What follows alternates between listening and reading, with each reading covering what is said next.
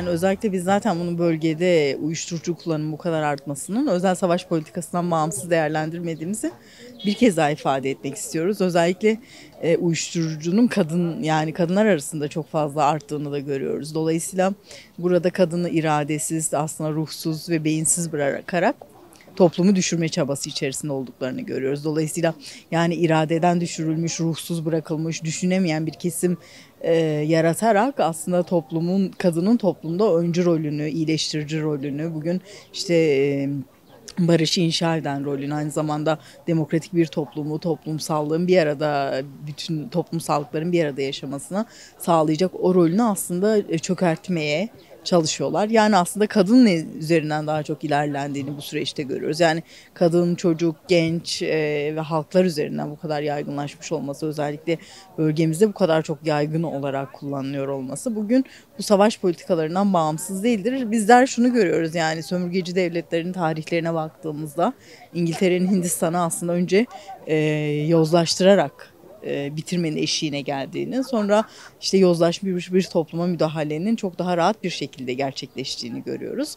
Yani bir zihniyet, yani dolayısıyla zihniyetler, bugün sistemler, ulus devletler bu tarz şeyler üretirler yani. Çünkü bugün gücünü toplumsallığından, kültüründen, iradesinden alan her kesime karşı yürütülür bu. Dolayısıyla burada yani bu sisteme karşı, bunun her özel savaş politikalarına karşı bütün yönüyle birlikte mücadele etmek gerekiyor. Öncelikle aslında bu kampanyaları yaygınlaştırmak gerekiyor. Yani biz biraz belki öz eleştirel yaklaşabiliriz. Uyuşturucunun bu kadar arttığı, özellikle mesela Hollanda'da, New York'ta bu çok yasal, yani hani belli bir dozda uyuşturucu kullanmak, işte eroin kullanmak, bunun bir yasal sınırı var. Ama Türkiye'de hani böyle bir yasal sınır olmamasına rağmen bugün New York'u da geçmiş bir durumda. Aslında şeyi de geçmiş, Amsterdam'ı da geçmiş bir durumda. Nereden görüyoruz? Mesela son bilimsel araştırmalar, kanalizasyon suyunu inceleyen bir araştırma vardı.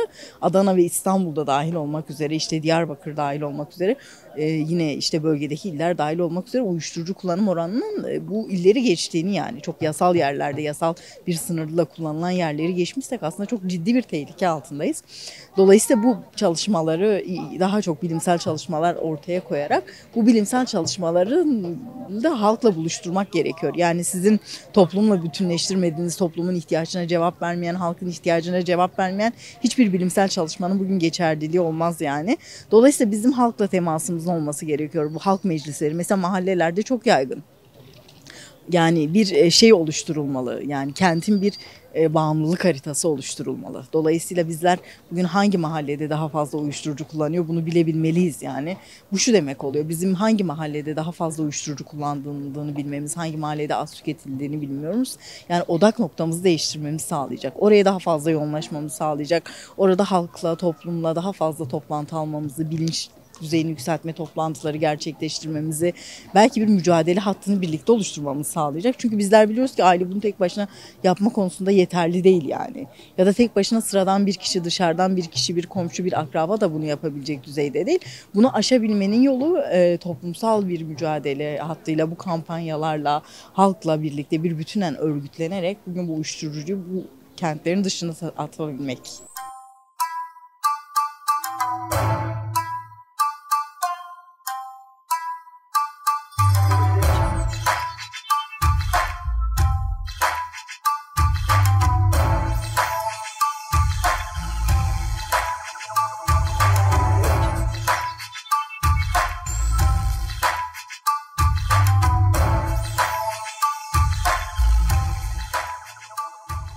Uyuşturucu toplumun tüm kesimlerini ilgilendiren, her bölgedeki insanları ilgilendiren, yaş bakımından da her yaş grubunu ilgilendiren bir sorun. Dolayısıyla uyuşturucuyla ilgili mücadeleyi toplumsal bir mutabakat ve bir mücadele alanına örmek gerekiyor, karşı durmak gerekiyor. Bunun herhangi bir bölgede veya herhangi bir şehirle veya herhangi bir köyle, kasabayla sınırlandırmak ve yaş grubuyla sınırlamak doğru değil. Dolayısıyla bu bağımlılıkla mücadele kapsamında yer alan hani uyuşturucu gerçekten insanın, yani bir bireyin psikolojik, düşünsel, zihinsel tüm yetilerini etki eden ve kişiyi normal yaşantıdan koparan bir madde. Dolayısıyla bu maddeye ilişkin çok kapsamlı bir mücadele alanı gerekiyor. Bunların en önemli şey şu, buna ilişkin, maddeye ilişkin bireylerde gelişen yanlış düşünce ve inançları kırmak gerekiyor. Çünkü maddenin kendisi bazen etki olarak bireyde farklı etkiler gösterebiliyor. Bazılarında yoğun bir etki süreci olabiliyor, bazılarında bünye olarak daha az etki edebiliyor. Ama süreye gelen davranış bağımlılığa dönüştüğü zaman, daha doğrusu kullanım süresi arttığı zaman, birkaç defaya dönüştüğü zaman bu bireyde bağımlılığa dönüşüyor. Şimdi burada mücadeleyi yürüteceğimiz zaman maddenin birey üzerindeki etkilerini insanlara anlatmamız gerekiyor. Bu artık hani okullardan başlamalı, sokaklardan başlamalı veyahut hani kurumlardan başlamalı, bir yerden başlamalı ama. Ama her kurumun kendi üzerine düşen bu görev sorunu yerine getirmesi gerekiyor. Dolayısıyla bu mücadele alanına örüldüğü zaman başlarda bu konuda eğitim alan uzmanlardan yardım almamız gerekiyor. Yani madde nedir, bireyde bıraktığı etki nedir, bununla mücadele etmek için ne yapmak gerekiyor ve bundan kurtulmak için ne yapmak gerekiyor gibi konu başlıklarına göre bir program belirleyip ona göre bir çalışma yürütmemiz lazım. Şimdi burada en önemli olan şey maddenin kullanımına ilişkin toplumu bilgilendirmek. Yani kullanılmamasına ilişkin toplumu bilgilendirmek. Yani neler yapmak gerekiyor? Gençlere ne anlatmamız lazım? Ailelere ne anlatmamız lazım? Bu alanda bizim yoğunlaşmamız lazım. Bunu yaparken de evet bazen hani mahalle toplantıları olabiliyor. Bazen bina sakinler toplantısı olabiliyor. Bazen kahvede karşılaştığımız insanlarla olabiliyor. Veya herhangi bir yerde yapılan bir çalışmaya dahil olmakla olabiliyor ama mutlak şekilde bizim maddeye karşı bir mücadele programı geliştirmemiz gerekiyor ve onunla ilgili çalışma yürütmemiz lazım. Tabii en güzel çağrı şudur, farkında olalım, bilgilendirme yapalım, kesinlikle maddeden uzak duralım. Çünkü bir defa kullanıldığında maddenin bireyde bırakmış olduğu yanlış, daha doğrusu havası, böyle geçici bir mutluluk havası veya düşünsel yapılardan veya hani zihinsel sürekli uzaklaşma düşüncesi bireyde belli bir süre bir rahatlık, bir keyfiyet veriyor. Ama sonrasında maddenin bireyi bünyesine alan, onu tamamen ele geçiren durumunu belirleme amacıyla ve bunu söyleme amacıyla mutlak şekilde bir çağrının olması gerekiyor. Çağrı da şudur: maddeden uzak dur, kişiliğine sahip çık, gençlerine sahip çık veya toplumuna sahip çık şeklinde bir söylem dili geliştirilebilir diye düşünüyorum.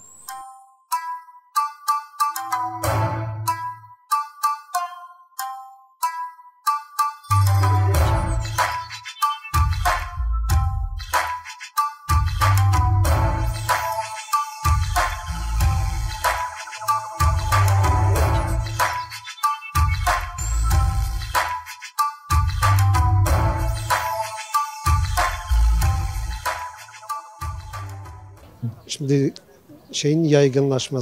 uyuşturucunun yaygınlaşması genel olarak toplumun çürümesiyle ilgili bir durumdur. Ve özellikle gençliği hedef alarak aslında toplumun geleceği baskı altına alınmak istiyor, çürütülmeye çalışıyor. Temel yaklaşım bu. Tabii bunu yaparken çeşitli hedefler, çeşitli amaçlar var. Gençliği biraz toplumdan uzaklaştırma, kendi içine kapatma ve özellikle de Kürdistan için söylüyorum, siyasetin dışına çıkarma gibi bir hedefi olduğunu düşünüyoruz işin açıkçası. Yani politika yapmasınlar, politika dışında her şey yapsınlar ve bir toplumu çürütme çabasıdır. Tabii bunu yaparken de ciddi anlamda çeteler ve yapılar rant elde ediyor. Ciddi bir rant elde ediyor. Böyle bakmak gerekiyor olaya. Yani şimdi bu sadece bir kurumun, bir yapının sorunu değil. Bu genel olarak bir bütün olarak toplumun sorunudur. Bu toplum sorununu aşabilmenin tek alternatifi birlikte mücadele etmektir. Yani toplumda var olan tüm kesimlerin bir arada mücadele yürütmesiyle ilgili bir yapının açığa çıkması gerekiyor. Platform aslında birçok yapıyı bir araya getiriyor ama bu sadece sivil toplum kuruluşlarının kendi başına yaratabileceği bir alan değil. Çünkü bunun sistemle, devletle bağı olan bir yapıdır.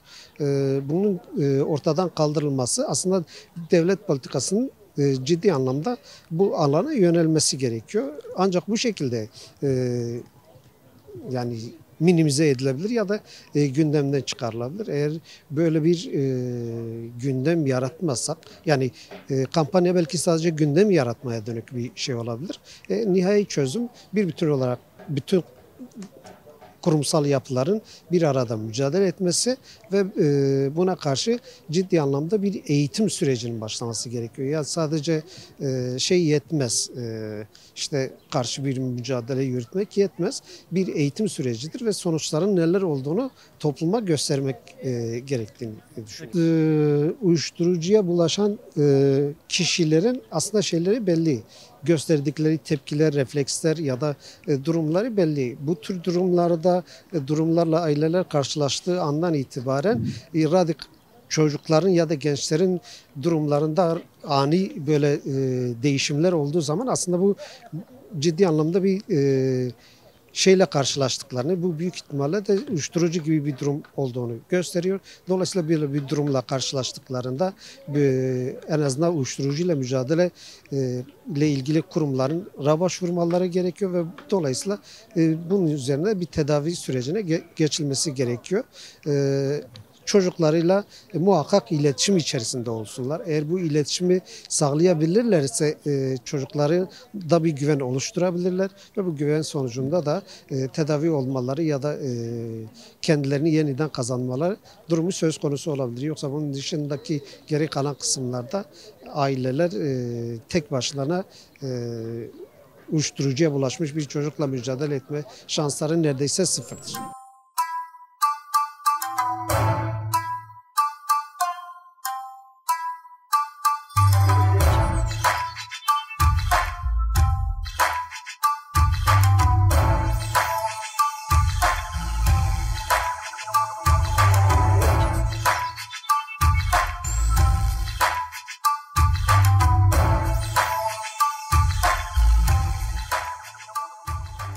Yani toplumda var olan madde bağımlılığıyla beraber yani bir toplum dizayn edilmek isteniyor. Bunda da genellikle sosyoekonomik, kültürel olarak bakmak lazım bu duruma. Sadece madde kullanıldı ama maddeyi nerede kullanılıyor? Genellikle madde baktığımızda yoksulluğun yoğun olduğu bölgelerde daha çok kullanılan bir rastlıyoruz bu duruma. Mesela bağlarda, Benüsen'de, şehitlikte daha çok kullanıyor. Yani halkın yoksullukla baş başa bırakılmasıyla beraber ciddi yoğunlaşma var.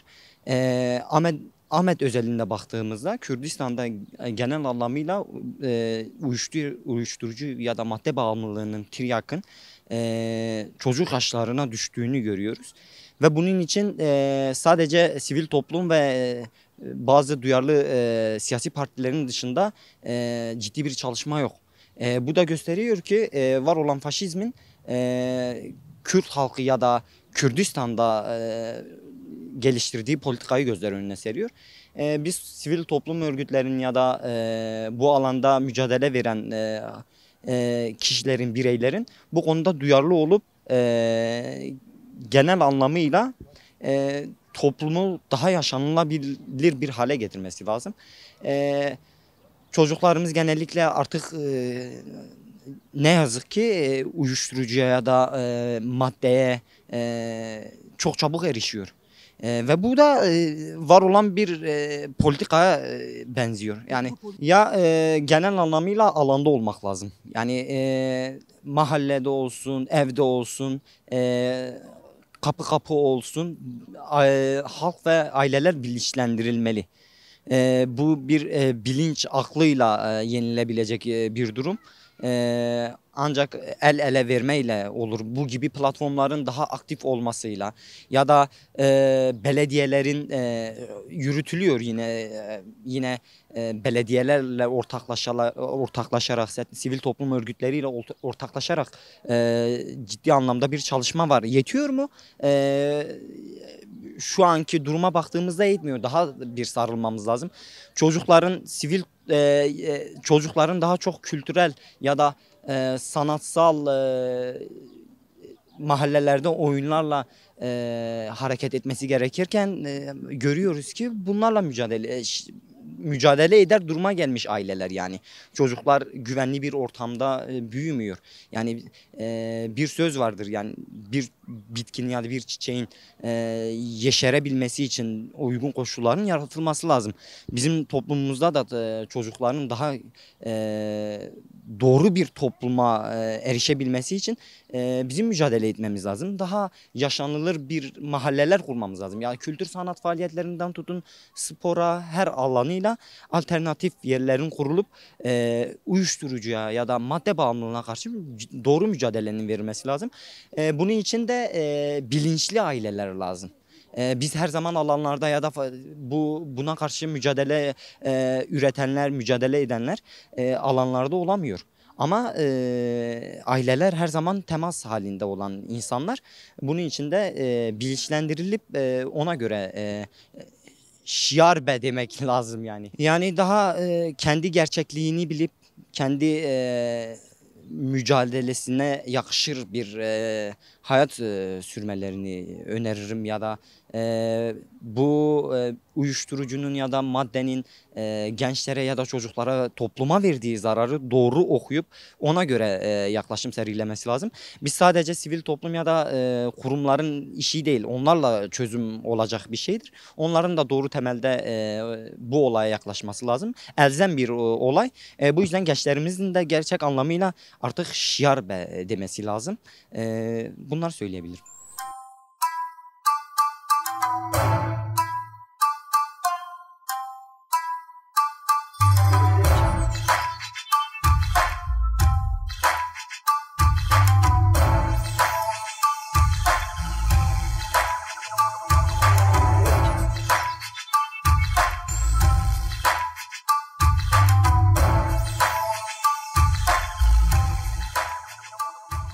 Bu elbette yani uyuşturucu kullanımı toplumu çürüten, bilhassa gençlerin hedefte olduğu bir özel savaş politikası. Bu noktada çok yaygın bir şekilde gözlemlenebiliyor. Bu bir yerde hani toplumu çürüten bir boyutu var. Artık insanların bu illete bulaşıp hem bilince etki eden bir şey, sağlıklarına, bilinçlerine, derli toplu bir düşünce sistemlerini oluşmasını engelleyen, anlam dünyalarını boşa çıkaran bir illet, bir hastalık. Elbette bununla ilgili yani mücadele edilmesi gerekiyor. Yani bunun normalleştirilip bu toplumun bir normaliymiş gibi hareket edilemez. Çünkü biz bunun yansımalarını görüyoruz. İnsanlar bu hastalığa bulaştıktan sonra sürekli bunun arayışında, artık bunun için yaşayan, bunu bulmaya çalışan, bunu edinmeye, o yoksunluğu gidermek için sürekli bunun peşinde koşan bir toplum, bir insan topluluğu meydana geliyor. Zaten hani bu arayış insanları toplumsallıktan uzaklaştırıyor, insanları kendi ailelerinden, yaşadığı çevreden uzaklaştırıyor ve beraberinde bir sürü toplumsal sorun meydana getiriyor. Bu anlamda bu bölgedeki yaygınlığı elbette dünyanın birçok yerinde bu durum söz konusu. Bunun için özellikle bu son dönemde sosyal medyanın, internetin olması sonrasında bu sanki bir normalmiş gibi bir durum söz konusu. Bunun organik boyutu var, bir de kimyasal olanları var. Maalesef biz yıllarca var olan, ekilen uyuşturucu türlerine karşı mücadele ederken artık bugün onu da geçmiş, kimyasalla çok daha rahat temin edilen, okullara kadar çok rahat ulaştırılabilen, daha ucuz, ulaşımı daha rahat bir boyutta. Yani şunu net bir şekilde ifade etmek lazım. Az önce de söyledim, uyuşturucu toplumsallığı öldüren bir şey. Toplumsallık ne demek? İnsanların bir arada olması, insanların örgütlü olması, birbiri arasındaki ilişkiselliği ifade ediyor. Direkt bunun altına dinamit koyan bir şey. Dolayısıyla bir toplumu yok etmenin, bir toplumu güçsüzleştirmenin, bir toplum üzerinde o toplumun kendine dair bir şey söylemesini, politika üretmesini engellemek isteyen her güç elbette bu çok rahat, çok basit yöntemi, uyuşturucuyu kullanabilir. Buradaki bu yaygınlık da tabii tesadüf değil. Elbette sadece Kürdistan'da uyuşturucu yaygın değil. Yani bugün dünyanın birçok yerinde, Türkiye'nin birçok yerinde uyuşturucu söz konusu ama burada bilinçli bir şey de elbette olabilir. Çünkü biz dönemsel uyuşturucunun artış, azalış miktarlarını göz önüne aldığımızda Belli bir dönem bu kentte uyuşturucu gerçekten azalmıştı. Bunun karşısındaki ciddi bir mücadeleyle, tüm toplumun sahiplendiği bir mücadeleyle uyuşturucu kullanımı bayağı düşülmüştü. Sonrasında bunun çok hızlı bir şekilde birkaç ay içerisinde, bir 6 ay içerisinde bir anda çok hızlı bir şekilde yayılabildiğini gördük. Bu kadar çabuk yayılabilen bir şeyin elbette yani sonuçta bunun önlemleri var. Demek önlemlerde bir gevşeme söz konusu oldu. Çünkü toplumdaki örgütlük de zayıflatılınca o önlemler de azaltılınca hemen hızlı bir şekilde yaygınlaştırılabildi. Bunu kesinlikle bir özel savaş politikası olarak değerlendirmek gerekiyor. Uyuşturucu bu topluma dayatılan bir suç. Dolayısıyla bunun çözümü de yine toplumda. Bu anlamda toplumsal bir aradalıkla, bir toplumsallıkla, toplumsal bir örgütlülükle ancak bunlar aşılabilir. Bunun da çözüm önerileri yine toplumun kendi içerisinde, topluma ilişkin kültürde, toplumun tüm değerleriyle bunları aşabileceğimizi düşünüyorum. Dolayısıyla toplumsallaşarak bu ve benzeri bütün sorunlarımızı aşabileceğimizi düşünüyorum.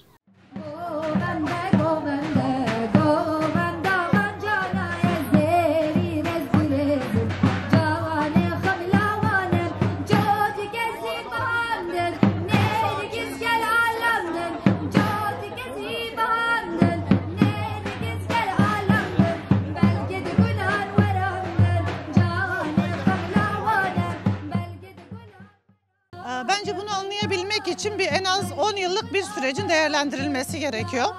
2015'te ben öğretmenlik yapıyordum. Ve neredeyse yani toplumun duyarlılığı sayesinde uyuşturucu kullanımı çok azalmıştı. Gençlere ulaşabiliyorduk, daha rahat gözlemleyebiliyorduk okullarda olduğumuz için. Ancak 2015 sürecinden sonra özellikle 2016'da ihraçlar gerçekleşti. Ben de ihraç edilen öğretmenlerden biriyim. Özellikle duyarlı olan kişilerin gençlikle bağı bilinçli bir şekilde koparılmaya çalışıldı. Ve bu bir özel savaş politikası. Siz uzaklaştığınız kişilere doğru olan şeyleri yönlendirmede zorlanırsınız. Pek çok arkadaşım da bunları yaşadı. Sonra umutsuzluk yayılmaya başladı. Özellikle kadınlar ve gençlik arasında. Devletin kadına yönelik politikaları bunlarla da sınırlı kalmadı. Şiddet tırmandırıldı bilinçli bir şekilde. Ve korona sürecine kadar katmer artmaya başladı. Ev içine hapse olan kadın daha çok bunların sonuçlarını yaşadı. Ve herkes bir uyuşma haline özenir oldu. Gerçekten yaşadığı o korkunç dönemi unutabilmenin yolları arandı. Ben bunun bir devlet politikası olduğunu ve bu çürümenin bilinçli bir şekilde topluma dayatıldığını düşünüyorum. Bunun karşısında bizim yapabileceğimiz çok fazla şey var. Biz öncelikle mevcut halden daha duyarlı bir şekilde etrafımıza yaklaşabiliriz.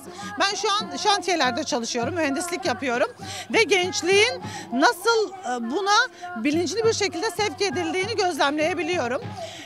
Çaba sarf edersek, tekrar bu duyarlılığı oluşturursak, bu eylem etkinliklerde bir araya gelirsek toplumun çürümesinin önüne geçebileceğimiz en büyük etkinliklerden biridir. Benim için onu kıymetli buluyorum ve arttırılması gerektiğini düşünüyorum. Yani bu yürüyüşler yapılmaya başlandığından beri o farkı gözlemlememiz için çok kısa bir süre olmasına rağmen gündemimize girdi en azından.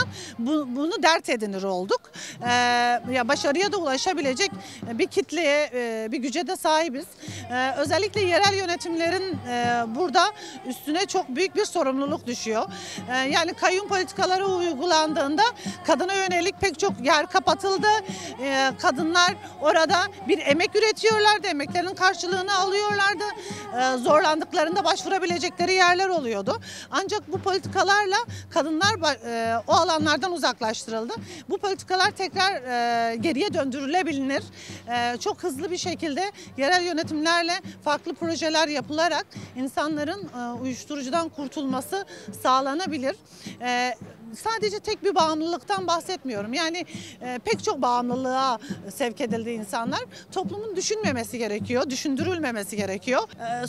Sormayan, sorgulamayan, karşı çıkmayan, hakkını aramayan bir toplum yaratmak istiyorsanız onu bir yerlere yönlendirmeniz gerekiyor. Yani fuhuş bunun bir parçası, uyuşturucu bunun en tehlikeli yönü. Yani indiği yaşları gerçekten araştırmalara baktığımızda korkunç boyutlarda.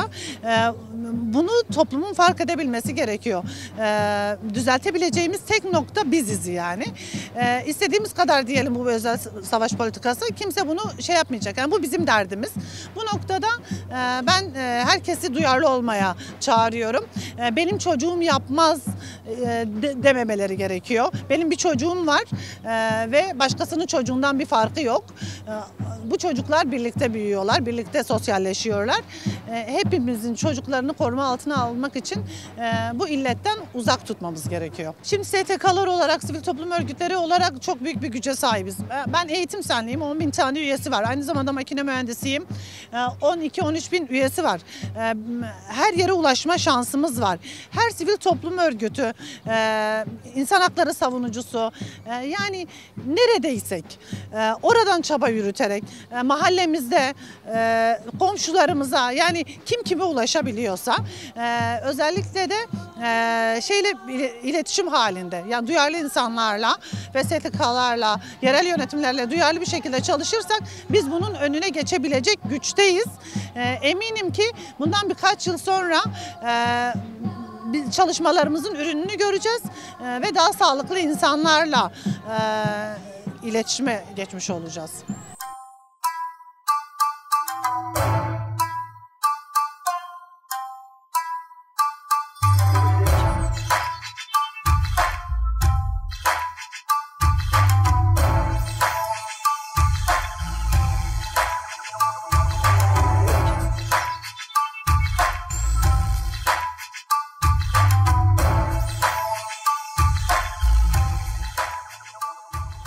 Şimdi hepimiz biliyoruz ki uyuşturucu, fuhuş, bahis bunlar sıradan gelişen ya kendiliğinden gelişen olgular değildir.